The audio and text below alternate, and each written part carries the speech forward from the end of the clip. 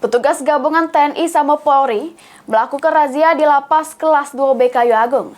Hasilnya, jerusel narapidana ditemukan 3 unit handphone sama beberapa barang terlarang lainnya.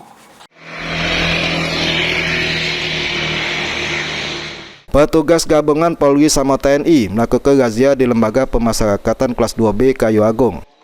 Hasilnya di jerusel narapidana ditemukan 3 handphone sama beberapa barang terlarang lainnya. Kepala Lapas kelas 2B Kayu Agung JP Ginting sesudah kegiatan jelaskan, operasi ini sesuai instruksi dari Presiden lewat beberapa kementerian leading sektor terkait guna komitmen memberantas peredaran gelap narkoba di jero lembaga pemasyarakatan.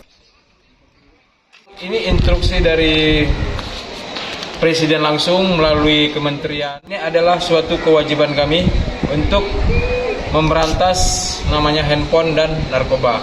Alhamdulillah kami tidak menemukan narkoba, menemukan 3 buah HP dan barang-barang sajam lainnya.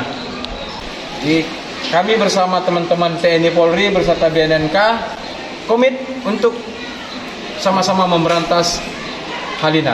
Terus menjaga ketertiban keamanan lapas 2B Kayu Agung ini. Selain razia di jero sel tahanan, petugas juga melakukan tes urin ke 30 ruang tahanan secara acak di setiap kamar yang ditempati warga binaan. Novan Wijaya, PAL TV.